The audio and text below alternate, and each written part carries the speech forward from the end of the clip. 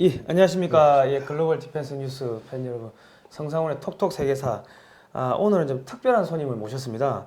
전 조선 체코 신발 기술 합작회사 사장님, 사장을 역임하셨던 김태산, 제가 사장님을 해야 됩니까? 사장님 모셨. 선생 예, 선생님, 예, 김태산 선생님 모셨습니다. 예, 안녕하십니까. 네, 안녕하십니까. 예, 네. 제가 일단 그 사전 좀 양해 말씀드리겠습니다. 저희가 매주 월요일 날 7시에 예. 생방송으로 내보내는데 아, 그렇군요. 예, 그런데 이제 오늘은 저희가 바로 바로 앞전에 녹화를 해가지고 네. 지금 올립니다. 그렇군요. 왜냐면 이 지금 또 북에서 오신 그 분께서 선생님께서 이제 또 말씀을 하시거나 하면은 중간에 방송을 끊는다든지 예. 이 사이버 테러의 위협이 조금 우려가 되기 때문에 오늘 중요한 말씀 해주시는데, 그래서 저희가 사전에 바로 앞전에 녹화를 해서 지금 이거 7시에 올리는 거니까 조금 양해를 해주시기 바랍니다. 알겠습니다. 예. 저희가 해킹을 많이 당했는데 예. 예. 예. 자, 오늘 제가 여기 모신 거는요. 지난번에 자유통일문화원에서 하는 자유통일 칼리지라는 프로그램이 있는데 네. 거기서 이게 나오셔가지고 이제 강연을 쭉 해주셨는데 제가 북한 주민들 뭐 실상을 듣고 나니까 너무 가슴이 아파가지고 내가 잘못 살았구나 싶은 생각이 들더라고요. 그래서 그 선생님한테 좀 부탁을 드려가지고 오늘 좀 나오셔서 이렇게 북한 주민들 실상에 대해서 말씀을 좀 해주십사 하고 제가 특별히 요청을 드렸습니다. 요청을 드렸으니까요. 우리 이 방송 보시는 분들께서도 우리 선생님 좀 초청을 하셔가지고 많은 말씀을 좀 들어보셨으면 좋겠습니다. 예, 일단 선생님 제가 일단 뭐 첫 번째 좀 질문을 드리겠습니다. 요즘에 북한 내부 사정이 매우 어렵다고 그러는데 요즘에 최근에 혹시 북한 사정 관련해서 이야기를 들으신 게 있으십니까? 네. 지금 북한의 실정은 겉으로는 드러나지 않고 이 대한민국의 좌파 언론들이 지금 북한을 매우 미화시켜서 선전하기 때문에 잘 드러나지 않는데 여느 때보다 매우 심각한 상황에 놓여 있습니다. 지난 기간 그 어느 때보다도 물론 지금 뭐 사람이 1990년대 후반기처럼 뭐 그렇게 대량으로 굶어 죽던가 그런 사태는 일어나지 않는데 무슨 사태인가 하면 김정은 정권 들어서 김정은이 뭐 경제 발전과 인민 생활 향상을 위해서 노력하는 게 없이 자기의 그 뭔가 위상을 높이기 위해서 그 자랑을 하기 위해서 뭔가를 한다는 걸 보여주기 위해서 대량적인 건설에 지금 집중하고 있습니다. 지난 기간에는 평양시 뭐 10만 세대 건설이요, 뭐 이번에 문재인 대통령이 갔을 때 나타났던 요명거리 건설이요, 이런 걸로 많은 치부를 나타냈지만은 뭐 자기 뭔가를 했다는 걸 나타냈지만 지금 뭔가 하면 제일 크게는 이제 발전소 건설들을 몇 개 벌려놨습니다. 제일 큰 게 이제 뭐 원자력 발전소 2개 정도 맞먹는 단전 발전소 건설을 지금 올려놨고 그 다음에 김일성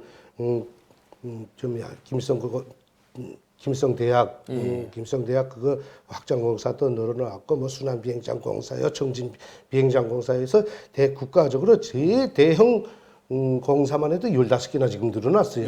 근데 공사를 하는 건 좋은데는 이걸 지금 공짜 노력을 들여서 인민군리하고 몽땅 젊은 아이들 속도전 돌격대요, 뭐 6.18 돌격대 모아서 지금 수십만 수백만을 거기다 투하했어요. 기계도 하나도 없고 그저 순수 인력으로 인력으로 지금 하고 있습니다. 매 공사장마다 거의 10만 명이 넘는 사람들을 투하했고 그 다음에 이제 신포지구에 말하자면 잠수함 도크를 하나 건설하는데 여기는 신포 지구 사람들로 건설하도록 동원시켰고 해서 근데 그렇게 주민들을 건설에 동원시키면서 또 농민들은 이제 물길 공사 건설에 또 동원시키면서 어떻게 하냐면 국가에 먹을 게 없으니까니 북한 내 주민들 매 세대당 쌀 걷어들이고 쌀 500g씩 걷어들이고 간장, 된장, 소금 그 다음에 말린 나물, 시래기까지 걷어들여서 그 공사장에 이제 투입된 군인들과 죄수들 그리고 사민들까지 먹여서 지금 공사를 진행하고 있습니다. 그리고 이제 뭐 기본 안전 장비가 거의 없으니까 매 공사장마다 사람들이 사고가 나서 매일 수십씩 지금 무더기로 사고가 나서 죽어나가고 있어요. 그러니까 인민군대는 인민군대대로, 허위천국은 허위천국대로, 인민들은 인민들대로 이거 이 정권 들어와서 이제 사람 못 살게 됐다고 막 아우성을 치고 굶어 죽. 오랜 또 농사도 안 돼서 지금 초겨울부터 굶어 죽게 됐다고 아우성을 치고 있는 매우 심각한 상태입니다. 이대로 나가게 되면 솔직히 뭐 김정은 정권이 얼마 못 가서 자체로 무너질 위험성이 높다고 봐야 될 상태에 지금 놓여 있습니다. 아, 그렇습니까? 예. 그러면 이 우리 정부가 지금 뭐 많은 지원을 북한에다가 해주려고 지금 하고 있는데 그 제가 이거 예전에 이야기 듣기로는 그 이 북한한 주민들한테 지원을 해주면 혜택이 주민들한테 직접 안 돌아간다 이런 이야기를 많이 들었거든요. 맞습니다. 뭐 단편적으로 실례로 이 김대중 대통령 오기 전부터도 2000년대 말입니다. 90년대 말 이제 권한의 행군을 시작해서 막 곤란을 겪을 때 남포항으로 이제 대한민국의 배들이 수십만 ton의 쌀을 들여보냈지만 저는 거기서 간부로 있으면서도 대한민국 즉 남조선에서 들어보낸 쌀을 한 알도 먹어본 역사가 없습니다. 이 방송을 듣고 있는 북한 사람들이나 뭐 탈북자들이나 마마 이건 다 공감할 겁니다. 근데 그때 당시에 이제 어떤 뭐 사람들은 야 장마당에도 대한민국 쌀이 나와더라고 이 대한민국이라는 대한민국 적십자라는 마크가 찍힌 쌀자루가 쌀포대가 나와 돌았다. 이거는 사민들에게도 공급했다는 증거가 아니냐. 이것을 내세우는 사람들이 있는데 그것은 옳지 않은 겁니다. 그게 왜 그렇게 됐나 하면 인민군대에 쌀을 지원해서 인민군대로 쌀포대가 들어갔는데 그걸 이제 각 중대 사단 뭐 부대 산하의 특무장들 사관장들이 그 쌀을 몰래 이제 병사들에게 먹이라고 준 쌀을 몰래 훔쳐가지고는 장마당에 내다가 그걸 팔아가지고는 술을 싸 먹었어요. 그 사람들은 간부들이니까니 그 몰래 쌀을 뽑아가지고는 장마당 쌀 장사꾼들한테 갖다 넘겨주고는 돈을 받든가 술과 바꿔가지고 들여다 그 부대 안에서 장교들은 술판을 벌렸던 거예요. 그래서 그 쌀이 군대에서부터 흘러나와서 쌀 마대하고 쌀이 장마당에서 돌았지. 정부에서는 대한민국 쌀을 장마당에 풀지 않았습니다. 왜? 그렇게 되면 김정일 정권이 그때 제일 두려워한 게 뭔가 하면 야 김정일 정권도 김정일 장군님께서도 못 먹이는 우리 굶어 죽이는 우리 국민을 남조선 사람들이 쌀을 들여보내서 우리가 먹고서 살아났네. 이런 그 반향이 들어오니까 절대로 밑에다 쌀을 풀지 않았습니다. 그리고 이번에도 이제 대한민국에서 쌀들이 지원돼 들어가는데 이 쌀들이 어디에 갔냐면 성천군에 있는 주석범도 창고가 있습니다.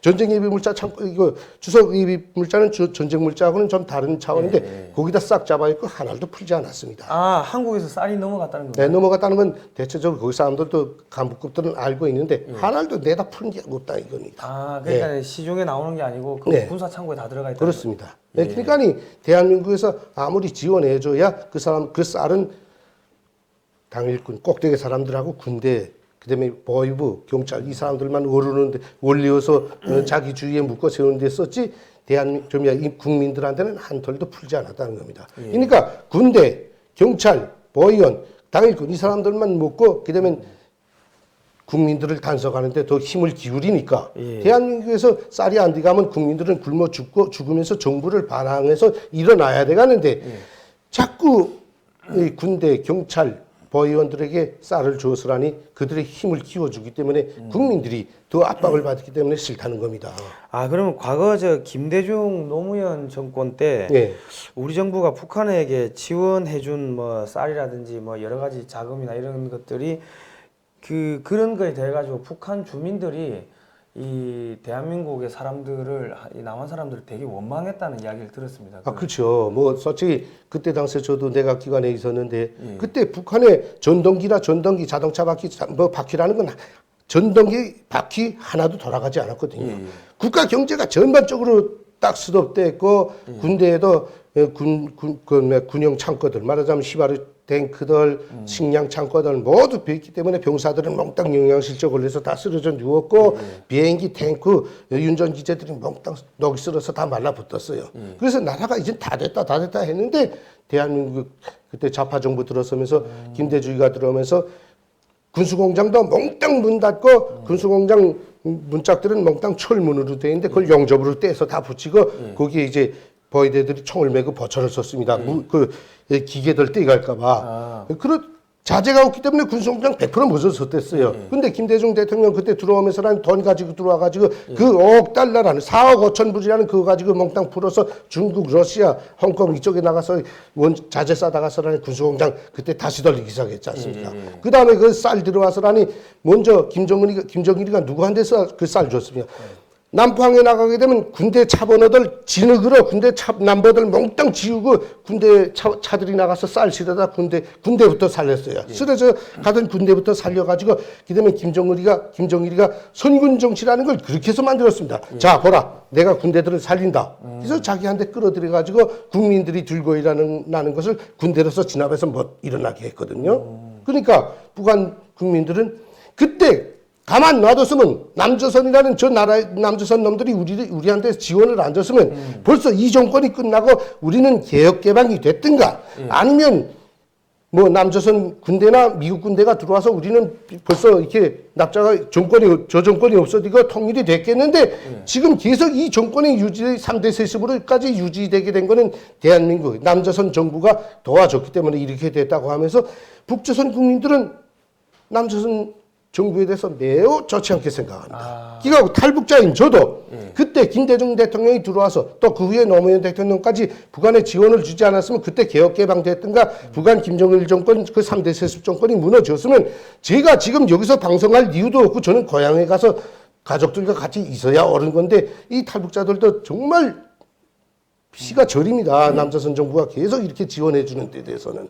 그러니까 지금 우리 정부가 북한에 대한 뭔가 지금 지원을 해주는 게 결과적으로 그 북한의 권력층, 군대나 이런 사람들을 강화시키고 그 사람들이 북한 주민들을 착취하고 억압하는데 도움을 주고 있죠. 네. 근데 이 사람 여기 대한민국 지금 좌파 정부가 들어서서 그렇게 하는 이유가 있습니다. 왜 저 정권을 자꾸 살려주려구나. 어? 북한 국민들 2,300만 북한 국민들은 자꾸 그 정권 교체를 바라고 다른 자본주의 나라처럼 자유롭게 좀 행복하게 좀 먹을 거 먹고 자유롭게 좀 다니다가 죽고 싶은데 그걸 못하는 이유는 대한민국 정부다. 근데 왜 대한민국 정부가 그렇게 하는 이유가 있습니다. 왜냐? 대한민국에 지금 우리가 눈으로 보고는 알리지 않지만 뭐 우리 탈북자들 눈에는 보이지만 대한민국에 지금 뭐 보면 조선노동당에 입당한 자, 그다음에 북한 김일성, 김정일, 김정은에게 충성 맹세문에 사인한 자, 그다음에 북한에 찾아 들어가서 돈 주머니 맡기고 거기서 이건 종교인들에게 하는데 여자들이나 끌어안고 있다 흠집을 잡혀서 모가지 지금 절려 있는 자. 그다음에 여기서 주체사상 연구회라든가 이런 데에 가담해 가지고 학습자 명단에 올린 자. 그다음에 여기서 남한에서 간첩들이 조직한 그 좌파 조직들, 친북 조직들에 몰래 가담해서 거기서 지금 그들이 주는 지시를 받고 학습을 하면서 동조하는 자. 그다음에 대한민국의 이 친미반 간첩이나 그 친정복분자들이 겉으로는 드러나지 않게 산악회요, 동호회요 이런 걸 조직해가지고 거기에 많은 사람들을 포섭해서 그들을 돈으로 매수시켜가지고 자기를 따라오게 하는데 가담한 자. 그다음에 해외 동포들 중에는 북한 무슨 관광단이라고 묶어가지고 북한 이제 해외 동포들을 데리고 들어와서 거기서 조선노동당 중앙위원회 대남 연락부에서 흡수하도록끔 하는데 동조한 자들. 이런 자들은 북한의 대남 연락부 그 문서고에 수십만 명이 사인이 된 자들이 있습니다. 명단이. 이게 지금 대한민국 사람들은 이걸 말하면 눈에 보이지 않으니까 믿질 않는데 이제 만약에 저 북한의 정권이 무너지고 통일이 돼서 들어갔을 때 그 문서고가 열리고 거기 있던 간첩 노동당에 입당한 자 간첩질한 명단 이거 쭉 공개되면 대한민국에서 살아남지 못할 거 아닙니까? 욕적질을 했으니까. 그것이 두렵기 때문에 지금 이 사람들은 여기서 막 발악을 하면서 저 북한 정권을 살려놔야 자기네가 살아나기 때문에 이제라도 김정은 정권만 무너지고 문이 열려서 미국이나 어떤 사람들이 들어가서 그 문건을 공개하게 되면 대한민국에 정말 죽어야 할 자들 많습니다. 그러니까 그 사람들은 지금 최고의 발악으로 김정은 정권을 살리기 위해서 노력을 하는 겁니다. 김대중 씨도 그렇습니다. 그 사람도 김일성 때부터 북한에서 자금을 받아가지고 북한의 지령을 받아서 민주화 운동을 한 사람들입니다. 예, 그렇기 때문에 그 사람들이 북한을 배반하지 못하는 겁니다. 그 정권이 살아야 자기가 산다는 걸 아니까. 네, 말이 좀 길어졌지만 뭐 이 사람들은 북한 정권을 살리는 게 자기 목숨과 직결되어 있기 때문에 지금 그 죽으라고 이 지랄을 하는 겁니다, 솔직히. 아니 근데 그 김대중 그 정권에서도 북한으로부터 뭐 자금 그러니까 김대중 이제 정치인 김대중이 북한으로부터 이렇게 뭔가 자금 지원을 받고 뭐 그랬다는 이야기이십니까? 네, 그렇죠. 예. 예. 그건 뭐 우리 북한 사람들은 다 아는데 그것을 언제 몇 월 며칠 몇만 달러를 어떻게 넘겨줬다는 건 진짜 사실적인 증거가 없으니까 그걸 내놓지 못할 뿐이지. 김대중은 철저히 김일성의 그 자금을 후원 자금을 받아가지고 지하투쟁을 한 사람입니다. 아 그 북한에서 소문이 다 났어요. 아, 그치요, 다 알죠. 뭐 그때 김대중 들어왔을 때 김대중이 뭐 대통령으로 들어왔을 때 중앙당 연락처 사람들 우리 사람이 들어왔는데 뭘 이래 뭐 이렇게 이야기가 됐어요. 아, 그래요? 예, 우리 사람이라고 했어요. 우리가 올라앉힌 사람이고 우리가 지금까지 밀어준 사람이라는 거. 예. 그렇군요. 그 김대중 정권 들어서서 이제 북한에다가 대북 지원도 많이 했고 그리고 뭐 북한이 뭐 핵 만들 뭐 능력도 없고 뭐 그렇죠. 예, 그런 이야기 북한을 변호하는 이야기도 많이 했고 북한의 핵무기와 대량 살상 무기는 철저히 김대중 정권에서부터 노무현 정권에 이르기까지 돈 퍼줘가지고 만든 겁니다. 저도 북한의 군수공장 출신인데 군수공장 사람들은 뭐라고 하는지 압니까? 북한이 아무리 어려워도 북한 군수공장만은 배급을 줍니다. 배급을 얼마 주나? 입살 70%에 노동자당 하루에 550g 주는데 입살 70%에 밀살 30%를 주거든요. 굶어 죽지 않고 일을 하도록 배급을 줍니다. 왜냐하면 군수공장에서 쓰는 일체 모든 자재는 해외에서 다 수입을 합니다. 그렇기 때문에 군수공장 노동자들은 뭐라고 하는가 하면 야 남조선 아들 참 한심하지 않냐? 이 새끼들 가들이 준 쌀을 먹으면서 가들이 준 돈으로 자재를 싸다 가들을 죽일 무기를 우리가 생산하는데 자들이 왜 지금 이걸 몰라서 이렇게 지원을 해줄까? 북한 군수공장 노동자 수십만 명은 그렇게 웃으면서 지금 비웃으면서 매일 일을 하고 있는 겁니다. 대한민국 국민들이 이걸 알아야 됩니다.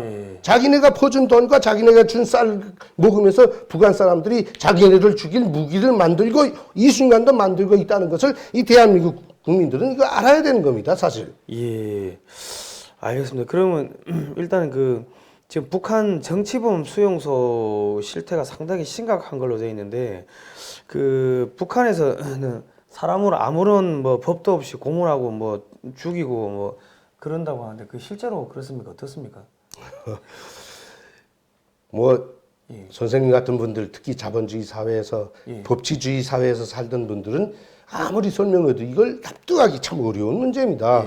뭐 19세기나 18세기나 뭐 이런 때를 아니고 20세기도 아니고 21세기에 들어와서 같은 국민을 그것도 공화국이라는 공화제 국가라는 나라에서 사람을 자기 국민을 자기와 생각이 다른 말을 한다고 해서 그 사람을 데려다가 그저 무참히 고문하고 뭐 재판이라는 것도 없이 죽이든가 아니면 죽일 정도까지 아니라고 하게 되면 이제 정치범 수용소에 쓰러져서 영원히 거기서 나오지 못하게 또 그 가족들도 영원히 소생하지 못하게 해가지고 그 사람들은 전쟁이 일면 제일 먼저 수리탄을 던져서 죽여야 할 대상으로 규정되어 있습니다. 야, 전쟁 일기 전 1시간 전에 벌써 그 정치범 수용소에는 지령이 쭉 내려가면 그 사람들을 굴에다 잡아였든가 이게 운동장에 모아놓고 기관단총으로 쏘든가 폭탄을 던져서 굴을 무너뜨리든가 해서 그 사람들은 북조선이 전쟁에서 진다고 해도 정치범 수용소에 갇혔던 사람은 한 명도 나와서 지난 기간에 그 사회주의 사회 때 김일성, 김정일, 김정은이 어떤 독재 정치를 했다는 것을 전 세계에 공포할 수 없도록 죽여버리는 게 저 나라의 임무로 규정돼 있어요. 그 정치범 수용소를 이제 지키는 그 수감자를 지키는 간수들한테는 그게 첫째 과업으로 되어 있습니다. 그게 국가를 지키고 수령을 지키는 명령, 충성심의 하나로 되어 있어요. 그러니까 정치범들은 인간이 사실이 아닙니다. 그러니까 그래서 그 굴속에 잡아요. 이렇게 정치범 수용소도 이제 몇 가지 부류가 됩니다. 제일 이제 양호한 부류가 가족들끼리 일정 이제 울타리를 친 것에 들어가서 통제와 감시를 받으면서 나오진 못하고 영원히 나오진 못하면서 그 가족들끼리 사는 게 있고 그다음에 가족을 분리시켜서 남편 따로 와이프 따로 자식들 따로 분리시켜서 들어가는 데가 있고 그다음 그 뜨문이 이제 그건 뭐 일도 잘하고 하면 뜨문이 가족들을 합쳐서 이제 뭐 가족 분위기도 조금 형성시켜 주는 데가 있다고 합니다. 그다음에 제일 한심한 데가 이제 영원히 가족과 분리시켜서 남자는 뭐 정치범적인 발언을 했다든가 죄를 지었다고 인정되는 사람은 영원히 가게 되면 이제 쟁개비 하나 하고 숟가락 하나 줍니다. 원래 살던 사람이 죽었으면 이게 집이 아니고 그 사람들은 산 밑에 토굴을 파고 굴 안에 들어가서 살게 하거든요. 쟁개비하고 숟가락 하나 주고 매일 강냉이 50g 내지 100g 주고 소금 매달 줘가지고 이제 끓여 먹으면서 원래 살던 사람이 죽었으면 그 사람이 살던 토굴을 무너뜨리고 새로 간 사람이 거기서 굴을 파고 자기가 살 집을 짓게 해가지고 거기서 목숨이 끊어지는 순간까지 거기서 살도록 만들어 놓거든요.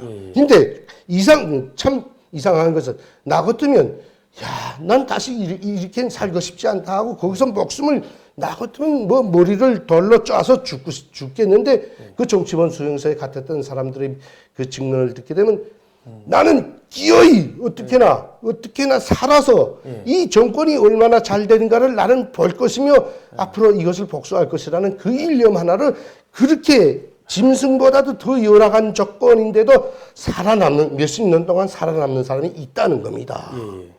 근데 그것이 공개될까 봐 이자도 처음에 말했지만 북한 정부는 이제 전쟁의 위험이 1시간 수시 각각 다가오면 그 사람들을 죽일 준비는 다 해놓고 있는 거죠.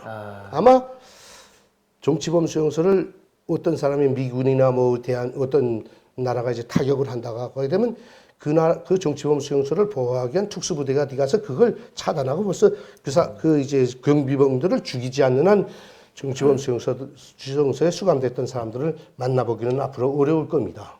그러니까 우선적으로 뭐 미군이 들어가든지 했을 때 정치범 수용소를 지키고 있는 경비병들을 제일 먼저 제거를 해야지 특수부대가 들어가서 원래 습격해가지고 수용소별로 들어가가지고 경비병들 다 죽이고 그 삼실 차단하고 딱 지켜가지고 이제 보호해서 끌어내지 않으면 뭐 폭약 장치 다 됐지 기관총 다 걸어놨지 그 숙이는 거 10분이면 다 모여 하고 그저 10분 갈겨버리면 결국 수리탄 던지면 10분이면 끝나는 거니까 참 안타까운 문제죠, 솔직히. 거기에 지금 10만, 20만 명이 갇혀 있다고 하는데 안타까운 문제입니다. 근데 그 사람들이 무슨 국가를 반대해서 아무것도 한 게 없는 사람들이에요. 어제 김일성, 김정일이 하는 일에 대해서 이거 사회주의 이건 아닌데 인민들이 좀 살아야 되는데 이건 아닌데 이거 좀 정책을 바꾸면 안 되겠습니까? 이런 말 한마디 한 거. 이것 때문에 거의나 북한식으로 하면 말반동들 국가를 허물기 위해서 무슨 집을 폭파시키고 기계를 폭파시키고 자동차를 폭파시키고 이런 행동을 한 게 아니라 기자들은 글을 잘못 썼고 작가들은 글을 잘못 썼다든가 또 이제 무슨 문화예술 활동을 하는 사람들은 이제 말을 잘못했다든가 정치가들은 노선에 대해서 어떤 불평불만을 좀 나타냈다든가 초상화를 잘못 건사했다든가 술 먹고 생각되는 말을 친구들 앞에서 하니 이거 이런 세상이 어디 있어 이거 살겠어 이렇게 발언을 했다든가 이렇게 자기네 정치 제도를 비판하는 사람들 대체적으로 이제 좀 과도한 사람은 죽일 건 죽이고 실험 대상으로 쓸 건 실험 대상으로 쓰고 저기다 가둬놓은 실험 대상으로 쓴다고? 저는 그걸 직접 보진 못했지만 북한에서는 이제 생화학 무기들 사람들을 죽이는 생화학 무기들을 실험하는데 이제 그 정치범 수용소 죄수들을 많이 썼다고 합니다. 그럴 법도 합니다. 일단은 국민 여러분 북한 우리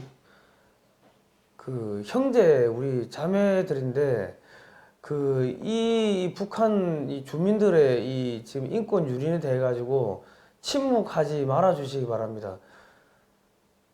눈 감으면 진짜 우리도 똑같은 범죄자가 되는 거니까 지금 이 인권 유린에 대해서 침묵하지 말아 주시고 널리 퍼뜨려 주시고 그리고 우리 문재인 정권이 이 북한을 지금 지원해주고 살려주려고 하는데 이 문재인 정권의 회개를 위해서도 많은 분들께서 기도를 좀 해주시기 바랍니다.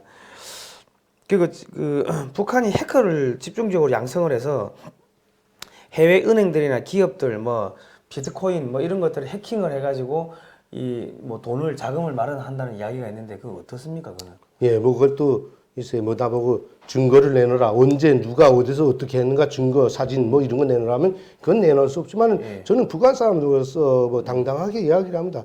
북한 사람들 이 두뇌가 대한민국 뭐 분들 지금 세계적으로 이 반도체계에서는 넘버원 아닙니까? 뭐 그나 일본과 맞먹을 정도로 나가는데 북한 사람들 두뇌도 그렇게 만만하지 않습니다. 뭐 어떤 측면에서는 뭐 컴퓨터를 전문하는 분들은 북한이 뭐 소프트웨어가 뭐 그런 측면에서는 어느 나라보다도 앞섰다고 할 정도로 그렇게 유능한 말하자면 두뇌가 좋은 분들이 많아요. 근데 그런 사람들을 북한 정부가 경제 건설과 국민 생활을 향상시키는데 그 두뇌를 쓰도록끔 했으면 참 좋겠는데 그런 사람들을 인류를 묻어가고 반대하는 즉 자기 독재 정권을 유지하는 데다 그걸 이용한다는 게 참 안타깝죠. 맨 처음엔 이것을 김정일 시대 때 만든 게 그 해커 조직을 만든 게 대한민국하고 이제 주변 나라들의 군사 자료를 뽑아올 군사 자료를 이렇게 군사 무기 그 데이터들을 뽑아올 모양 그 목적 밑에서 만든 해커 부대입니다. 예. 근데 그거는 뭐 입만에서 뽑아오지 않아도 북한에 있는 무기 가지고도 뭐 핵무장 가지고도 얼마든지 할 수 있는데 결론은 그걸 하자니까 돈이 걸리는 게요. 외화가 있어야 모든 게 정권 유지가 되고 자기 자리 유지도 되면 앞으로 미래도 건설할 수 있고 핵무기를 만들래도 어떤 무기를 만들래도 돈입니다. 돈이 똑똑하고 돈이 정권을 유지한다는 걸 이 사람이 알기 때문에 김정일이가 말한 게 청대에서 정권이 나오면 청대로 정권이 지켜진다는 게 김정일의 논리였거든요. 근데 그 청대를 튼튼히 하고 유지하려니까 돈이 필요했던 거예요. 그러니까 해커들에게 야 이걸 이렇게 돈을 뽑아할 걸 좀 해보라 하고 과업을 준 거예요. 근데 그 사람들은 두뇌가 그 정도 되니까 은행 하나 뚫고 가서 하는 것쯤은 아무것도 아니었어요. 그래서 거기에 돈 맛을 들인 김정일이가 그러면 우리 돈벌이도 좀 하자. 그래서 해커 부대들한테 이제 과업을 줬다고 합니다. 얼마씩 외화벌이 하라. 얼마씩 벌어들이자. 그래서 너희들이 나가서 쓰는 데서도 돈 너네가 벌어서 너네가 쓰라는 식으로 돈 줄 게 없다 벌어서 쓰라 하니까 이 사람들이 그걸 해가지고 이제 컴퓨터로 못하는 게 없지 않습니까? 별걸 다 해서 이제 뭐 해주면서 돈벌이도 하면서 이제 당에다 또 얼마씩 바쳐야 하니까 충성자금으로 그러니까 그건 뭐 현실적으로 뭐 북한에서 사는 사람은 누구나 다 아는 사실입니다. 예. 너 탈북자들 중에도 뭐 저 해커 부대 속에 친구들을 가지고 있는 분들도 없지 않아 있습니다. 그런 부대에 종사했던 사람들이 있으니까. 예. 예. 그러면 지금 북한의 외화벌이를 위해 가지고 노동자들을 해외에 많이 파견하는데 네. 그거는 뭐 어떻게 실태가 어떻습니까? 그러니까 뭐 아주 어린 아이들도 파견하고 그렇습니까? 어떻습니까? 옳습니다. 뭐 이제 북한의 외화벌이를 위해서 해외 파견하는 노동자 전번에 시간에도 강의도 했지만은 외화벌이 역사가 뭐 좀 오래됩니다.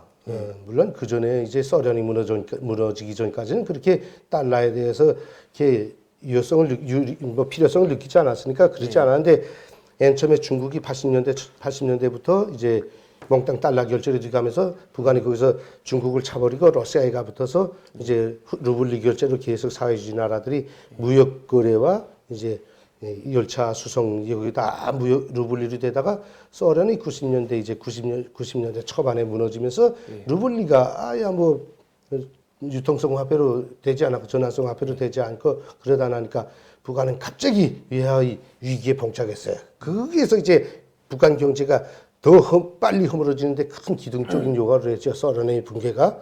근데 그때부터 외화를 벌기 위해서 맨 처음에 내보낸 것이 소련에 이제 벌목공들 나간 건 그건 외화벌이가 아니었습니다. 그건 이제 벌목을 해가지고 60년대 후반부터 초반부터 그건 이제 벌목을 해가지고 이제 러시아 소련 쪽에 절반 주고 북쪽에 들이다가 이제 동발목, 전주목, 그 다음에 이제 기차 레일목 이런 말하자면 경제 건설에 필요한 목재를 하느라고 벌목공들이 나갔지 그건 외화벌이를 목적으로 나갔던 것은 아니에요. 그러나 그 후에 이제 경제가 다 원료자재 수입에서 외화 부족을 느끼면서 소련에는 건설 부대가 나가기 시작했고, 그다음에 이 중동 지역에는 또 건설 부대 나가면 맨 처음에 나간 게 이제 의료 부문에서 간호사 의사들이 나가서 중동 지역에 나가서 이제 조금씩 외화벌이를 했어요.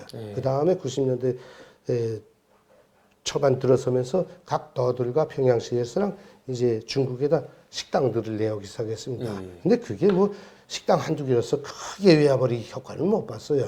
그러다가 김정은 정권 들어서면서 이제 제일 이제 중국이 제일 지금 피복 공장들이 많이 나와서 돈을 벌어들이는 제일 중요한 전초 기지로 됐습니다. 지금은. 근데 제 여성노동 전번에도 강의 시간에 이야기했지만 북한이 원래 여성노동 인력은 해외 파견이 법적으로 근절된 나라입니다. 근데 이제는 그 법정까지 무시하고서 내보내는데 그 여성노동자들이 제일 먼저 나간 게 제가 이제 2000년대 초에 데리고 2000년대 7월 달에 데리고 나갔던 체커 신발 기술 합작회사 여성 노동자들 나갔던 게 제일 최초였습니다. 근데 지금은 이제 그게 이제 발판으로 해서 북한의 재봉공들이 뭐 중국에 수천 수만 명이 대거로 지금 들어가서 돈벌이를 하고 있거든요. 지금도요? 네, 지금도. 이제 제재가 조금 완화되면서 다시 중국으로 몰려 들어갔습니다. 그 다음에 100여 개가 되는 식당들이 동남아와 중국 이제 이쪽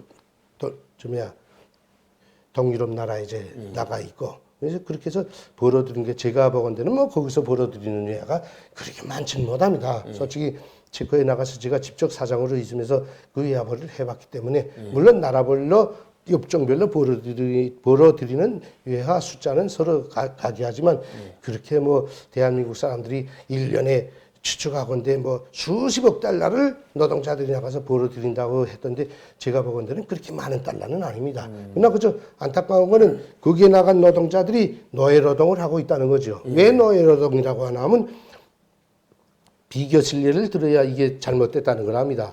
1960년대 경에 이제 박정희 시대 때 이 대한민국에서도 독일의 탄광, 광산 부문에 노동자 파견했고 의료 부문에 간호사들 많이 파견했잖아요. 수천 수만 명이 나갔지 않았습니까? 그때 나갔던 이 대한 남조선의 여성 간호원들과 남성 그 광부들은 그 사람들한테 일해서 그 사람들하고 똑같은 노임을 받아가지고 국가에서 한 달러도 회수를 안 했다는 겁니다. 그것을 노동자들이 고스란히 여기 가족에게다 송금해가지고 그걸 모아서 집도 쌓고 자식들 공부도 시켰고 밭도 싸서 농사도 지었고 그때 나갔던 사람들이 얼마나 부자가 됐습니까? 그죠, 큰 네, 부자죠. 큰 부자. 그때 나갔던 사람 부자 됐지 않습니까? 그다음에 위엘남 파병 나갔던 사람들도 목숨을 걸고 나가서 싸우면서도 거기서 돈 받지 않았습니까? 받아가지고 제가 알기로는 한 달에 45달러까지 줬는데 그때 60년대에 한 달에 45달러, 50달러면 대단히 많지 않습니까? 솔직히 근데 부대에서도 병사마다 한 사람한테 5달러씩만 주고 나머지 달러는 100% 송금해서 가족에게다 보내줬더라고요. 왜? 거기다 넣으면 군대들이 병사들이 심심하면 술 싸먹고 기생집에도 갈까봐 아예 달러를 몽땅 가족에게다 보내주고 본인에게는 5달러밖에 안 줬어요. 그러니까 가족들은 그 달러를 받아서 자기 자식이 나가서 베트남에 나가서 피 흘리며 싸운 값으로 가족들은 살았잖아요. 네. 근데 북한에서 나간 노동자들에게는 그들이 번 달러를 한 달러도 안 준다는 겁니다. 뭘만 주나? 딱 먹을 것만 주고 담배 싸 피우고 뭐 조금 쓸 거 몇 푼밖에 거의 안 주는 거예요. 그러니까 해외에 나갔던 노동자들이 3년을 다른 데도 갔습니다. 제가 데리고 나갔던 여성 노동자들은 3년이 끝나고 북한으로 돌아갈 때 3년 동안 자기가 먹지 않고 모은 돈이 90달러 내지 100달러였습니다. 그렇게도 안 되는 아이들은 50달러, 60달러 가지고 3년 후에 조국으로 북한으로 들어갔거든요. 일하고 3년 있다가 돌아가는데 뭐 50달러 정도밖에 못 가져갔다. 예. 그 나머지는 몽땅 국가가 뺏어가는 겁니다. 뺏어서 국가가 가져가는 거죠. 그러면 이거 날강도 아닙니까, 이거? 그러니까 그들은 노예나 같은 겁니다. 북한의 김정은 정권은 노예 주고 선생님 보십시오. 18세기, 19세기 초까지만 해도 노예들이 있는데 노예를 거느린 노예주는 자기 집에 노예를 사다가 넣고 노예를 죽도록 일시키고는 뭐 로임을 줍니까? 그 사람은 차를 줍니까? 뭐 안 주지 않고 그저 먹고 살아서 다음 날도 일할 많지만 목요만 주지 로임을 안 주지 않습니까? 북한 노동자들 같습니다. 로임을 준다고 형식상 그런데 로임은 왜 주는가? 버스 교통비, 예. 그다음에 문화비, 머리 깎고 예. 치장하고 담배 싹피고 요거 모욕비 요거만 주지. 옛날엔 부관 노동자들 노임 주는 걸 문화비라고 한때는 우리 때도 그랬습니다. 노임이 아니라 문화비다. 나머지는 100% 회수해서 국가가 다 가져가는 겁니다. 해외 나간 노동자들 몽땅 그렇게 하기 때문에 해외에서 우리 체코 나가 있을 때 체코 그 주재국 노동자들이 너희들은 죄를 짓고 왔구나. 죄를 지었으니까니 지금 너희들한테 노임도 안 주고 먹을 것도 안 주고 지금 너희 굶주리지 않냐. 이렇게 체코 노동자들이 조선 노동자들 아가씨들 보고 너희들은 죄인이라고 그랬다니까요. 예. 실질적으로 죄인이 맞습니다. 아 그러면 저기 한 가지만 더 여쭤볼게요. 그러면 지금 그 금강산 뭐 이렇게 관광을 한다든지 뭐 저기 개성공단을 재개하면은 거기 노동자들도 똑같이 돈을 한 푼도 못 받고 북한이 다 가져가는 겁니까? 맞습니다. 그래서 우리 탈북자들이 개성공단 하면 부관 노동자들 남조선 기업가들이 남한 기업가들이 부관 노동자들을 착취하는 것이다. 그러면서도 김정은이를 도와주는 것이다 하고 반대했던 이유가 있습니다. 대한민국 사장들은 그때 분명 70달러, 100달러까지 주었습니다. 줬는데 그건 부관 정부가 다 가져가고 1.3달러 보냈지 부관 돈 8,000원만 줬습니다.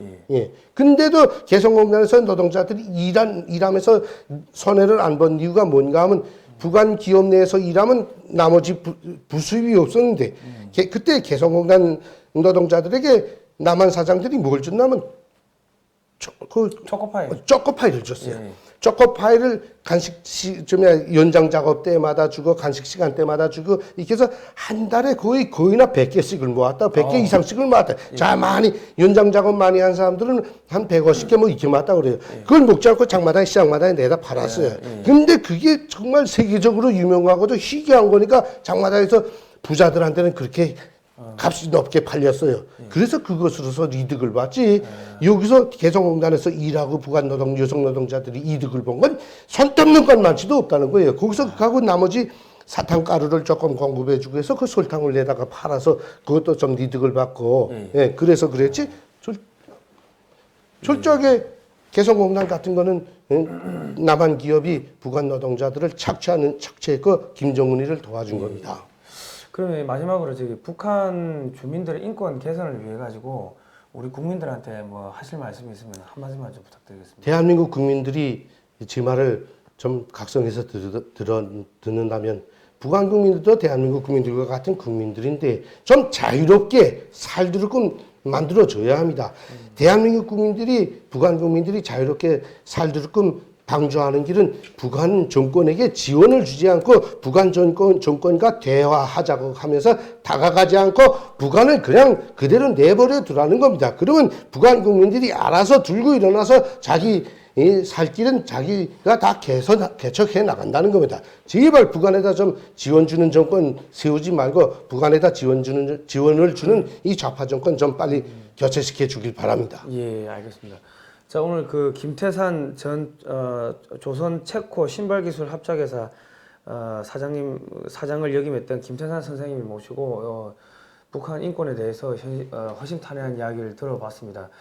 자, 우리 국민 여러분, 북한 주민들 우리 형제 자매인데요. 그 인권 유린이 되고 있는데 지금 문재인 정권이 그 인권 유린을 하는 김정은 정권을 살려주기 위해 가지고 또 많은 지원을 한다고 합니다. 이거 인권 변호사가 북한 주민들의 인권을 탄압하는 살인마를 변호해주고 있는데 이런 부분에 있어 가지고 문재인 정권의 회개를 위해서 좀 기도해 주시기 부탁드리고요. 그리고 그 자유통일 그 문화원에서 운영하는 네이버에서 자유통일 문화원 치고 들어가시면은 자유통일 칼리지가 있습니다. 토요일 날 2시부터 강의를 하는데 서대문 교회에서 하니까 혹시라도 시간이 나시는 분들은 와서 오셔서 좀 청강도 하시고 그리고 우리 김태산 선생님 하실 말씀이 많은데 오늘 방송 시간 때문에 저희가 조금 이렇게 축약을 했습니다. 그러니까 뭐 교회나 뭐 학교나 이런 데서 이게 좀 초청 강연을 많이 좀 부탁을 드리겠습니다. 초청 강연은 저희 사무실로 연락을 주시면은 뭐 저희가 연결해 드릴 테니까요. 좀 실제로 지금 방송에서 할 수 없는 이야기들을 또 많이 하시니까 초청 강연을 좀 많이 부탁드리겠습니다. 예, 오늘 나와주셔서 감사합니다. 감사합니다. 예. 네. 예, 뭐 다음 시간에 뵙도록 하겠습니다. 예.